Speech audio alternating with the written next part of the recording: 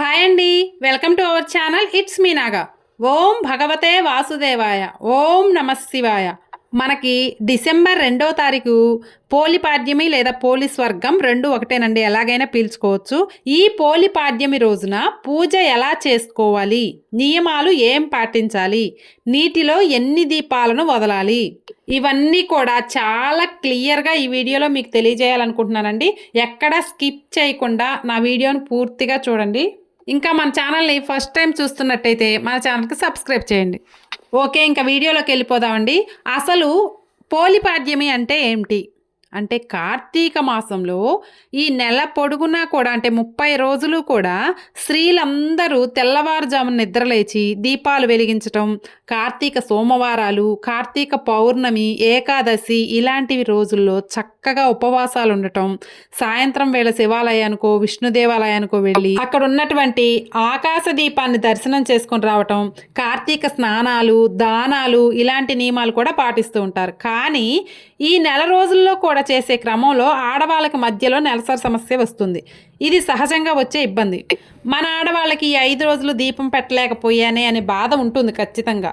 కాబట్టి ఈ 5 రోజులు కూడా దీపం పెట్టిన పుణ్యం కలగటానికి ఏర్పాటు చేసిన ప్రక్రియే ఈ పోలి స్వర్గం. అంతేకాకుండా శ్రద్ధ భక్తి ఉన్న వాళ్ళకి మాత్రమే శివుడు అనుగ్రహిస్తాడు అని చెప్పే ఆంతర్యం ఇందులో ఉందన్నమాట.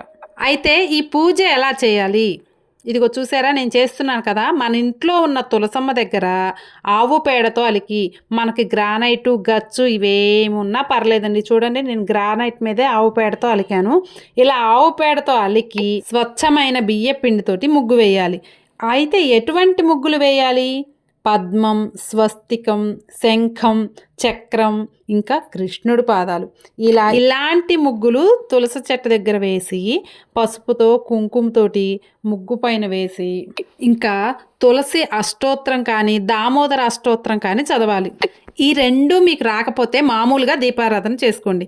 ఇంకా తులసి చెట్టులో కొంచెం వాటర్ పోసి పసుపు కుంకుమ లైట్గా వేయాలి. వేయమన్నారు కదా అని పసుపు కుంకుమ చెట్టు మీద ఎక్కువ వేయటం వల్ల వాళ్ళన్నీ కెమికల్స్ కలిపి ఉండటం వల్ల తులసి చెట్టు తొందరగా నిద్రపోతుంది. అందుకే కొంచెం కాండానికి కొంచెం గంధం రాసి పసుపు కుంకుమ పెట్టి సౌభాగ్యం కాపాడు తల్లి అని కోరుకోవాలి. ఇంకా లక్ష్మీనారాయణకి సంబంధించిన ఏ శ్లోకమైనా చదువుకోవచ్చు. మరి పోలిపాడ్యమి రోజున 33 ఒత్తులు ఎందుకు వెలిగిస్తారు, ఇదేం లెక్క అని అడిగితే, మనం ఈ కార్తీక మాసంలో నెల రోజులు కూడా అటు ఇటుగా మిస్ అయిన రోజులు ఏమైనా ఉంటే వాటి కోసం 30 రోజులు కూడా దీపారాధన చేసిన పుణ్యం రావటం కోసం 30 ఒత్తులు వెలిగిస్తారు. ఇంకొక ఒత్తి ఏంటంటే, తిథులు కొంచెం ఎక్కువ తక్కువ వస్తుంటాయి కాబట్టి ఒక ఒత్తి ఎక్స్ట్రాగా వెలిగిస్తారు. అప్పుడు ఎన్ని అయ్యాయి? 31 అయ్యాయి. ఇంకో 2 ఒత్తులు ఏంటంటే, ఆ రోజు పోలిపాడ్యం రోజు మనం దీపారాధన చేసే 2 ఒత్తులు అనమాట. మొత్తం కలిపి 33 ఒత్తులు కలిపి ఈ పోలిపాడ్యం రోజున వెలిగిస్తారు. ఇంకా ఎవరికైతే చెరువులు నదులు ఇలాంటివి అందుబాటులో ఉన్నాయో వారు అక్కడికి వెళ్ళి అరటిడొప్పులో ఈ దీపాలను వెలిగించాలి. కానీ కొంతమంది 3, 5, 7 ఇలా కూడా ఒత్తులు వెలిగిస్తూ ఉంటారు. కొంతమంది మేము సిటీలో ఉన్నామండి, మాకు అవకాశం లేదు ఈ చెరువులు నదులు అనుకున్న వాళ్ళు ఒక పెద్ద ఇత్తడి ప్లేట్ తీసుకోండి. స్టీలు ఇనుము ఇలాంటివి దేవుడి దగ్గర వాడకూడదు. ఇత్తడి ప్లేట్ తీసుకొని అందులో కొంచెం వాటర్ పోసి దాంట్లో కొంచెం పసుపు కుంకుమ అక్షింతలు పూలు వేసి ఒక అరటి డొప్పలో 1, 3, 5 ఇలా బేస్ సంఖ్యలో దీపాలు వెలిగించుకొని అదే చెరువుగా భావించుకొని ఆ నీళ్ళల్లోనే వదిలిపెట్టాలి. ఇంకా 33 ఒత్తులు కూడా అరటి డొప్పలో కానీ మట్టి ప్రమిదల్లో కానీ వెలిగించుకొని ఆ దీపాలని ఈ ఇత్తడి తాంబాలలో పోసిన వాటర్లో వదులుతూ అదే చెరువుగా భావిస్తూ వదిలిపెడుతూ కూడా మనం పోలి స్వర్గం కథ చెప్పుకొని అక్షింతలు తలపై వేసుకుంటే సరిపోతుంది. మరి ఈ పోలి స్వర్గం కథ అంటే ఏంటి? ఇది అందరికీ తెలిసిందే, కానీ మళ్ళొక్కసారి మీకోసం చెప్తాను. నాకైతే మన చిన్నప్పటి నుంచి నేను 3rd క్లాస్లో ఉన్న దగ్గర నుంచి మా మమ్మీ చెప్తూనే ఉంది ఈ కథ. ఈ కథలో ఒక చాకలి ఆవిడ ఉంటుంది, ఆమెకు 5 కోడళ్ళు. ఈ కథని చాకలి అనే పదంతోనే ఎందుకు మొదలు పెడతారంటే, సరిగ్గా వినండి అందరూ, ఇంత చిన్న పాయింట్స్ కూడా ఎవరు చెప్పరు, నేను చెప్తున్నాను. ఇక్కడ ఏంటంటే చాకలి అనే పదం ఎందుకు వచ్చిందంటే, కార్తీక మాసం వ్రతం అనేది అన్ని వర్గాల వారు చేసుకోతగ్గది అని తెలియజేయటానికి మాత్రమే ఈ చాకలి అనే పదాన్ని వాడారండి. ఈ కథలో 5 కోడళ్ళు ఉన్నారు చాకలామికి. కొంతమంది కథలో 4 ఉన్నారని చెప్తారు, 3 ఉన్నారని చెప్తారు. మొత్తానికైతే కొంతమంది కోడళ్ళు ఉన్నారని భావిద్దాం మనమైతే. అయితే ఈవిడికి చివరి కోడలంటే అస్సలు గిట్టేది కాదు. కారణం ఏంటి? కారణం ఏంటంటే మనకి తెలీదు. ఈ కథలో కూడా చెప్పలేదు యాక్చువల్‌గా. అయితే ఈవిడ కార్తీక మాసం రాగానే ప్రతిరోజు 4 కోడల్ని తీసుకొని నదికి వెళ్ళటం, నదీ స్నానాలు చేయటం, కార్తీక దీపాలను వెలిగించటం, దీపారాధన చేయటం ఇవన్నీ చేస్తూ ఉండేదంట. కానీ చివరి కోడలికి పుణ్యం రాకుండా ఉండాలని ఆమెను ఇంట్లోనే ఉంచి ఎక్కడా ఇంట్లో దీపారాధన చేయకుండా ఉండటానికి అవకాశం లేకుండా దీపారాధన సామాగ్రి అందుబాటులో లేకుండా చేసి నదికి వెళ్ళేవాళ్ళు అనమాట. సరే, ఈ ఆఖరి కోడలకేమో భగవంతుని మీద ఉన్న భక్తి శ్రద్ధలతోటి ప్రతిరోజు ఇంట్లోనే ఉన్నటువంటి బావి దగ్గర స్నానం చేస్తూ ఆ నీటినే నదిగా భావిస్తూ ఇంటి దగ్గర పెరట్లో ఉన్నటువంటి పత్తి చెట్టు నుంచి, అంటే నేల మీద పడి ఉంటాయి కదా పత్తికాయలు, ఆ పత్తికాయల్లోంచి పత్తి తీసి ఇంట్లో మజ్జిగ చేస్తూ ఉంటాం కదా, ముందు రోజు చేసినటువంటి మజ్జిగ కవ్వానికి అంటుకున్నటువంటి వెన్న తీసి ఆ జిడ్డునే ఒక ఒత్తిగా చేసి అంటించి దాంతో దీపం వెలిగించి అత్తగారు చూస్తే ఎక్కడ కోప్పడుతుందో అని చెప్పేసి దాని మీద ఒక బుట్ట బోర్లిచ్చి ఉంచేదనమాట. ఆవిడ అలా శ్రద్ధగా ఇలా 30 రోజులు చేసుకుంటూ వస్తుంది. కార్తీక మాసం 30 రోజులు కూడా పూర్తయిపోయాయి అలాగనే. లాస్ట్ రోజు అనుకోకుండా దేవతాలోకం నుంచి ఒక విమానం భూమి మీదకి వచ్చి ఆ ఆఖరి కోడల్ని ఇలా చేయి పట్టుకొని స్వర్గం వైపు తీసుకువెళ్ళిపోతూ ఉంటుంది.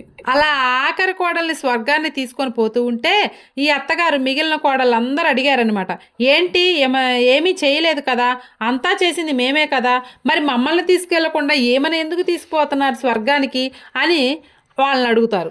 అప్పుడు వాళ్ళు ఇచ్చిన సమాధానం ఏంటంటే, మీరు దాంభికంతో చేశారు, భక్తితో చేయలేదు, ఇతరులకి ఏ పుణ్యం రాకూడదనే దుర్గుణంతో చేశారు, అంత కుచ్చితంతో చేశారు, కాబట్టి మీకెవ్వరికి ఈ పుణ్యం రాలేదు. ఈవిడ కేవలం భక్తితో మాత్రమే ప్రధానంగా చేసింది కాబట్టి ఈవిడని మేము స్వర్గానికి తీసుకెళ్తున్నాం అన్నారు. ఆ ఆఖరి కోడల పేరేంటో తెలుసండి? పోలమ్మ.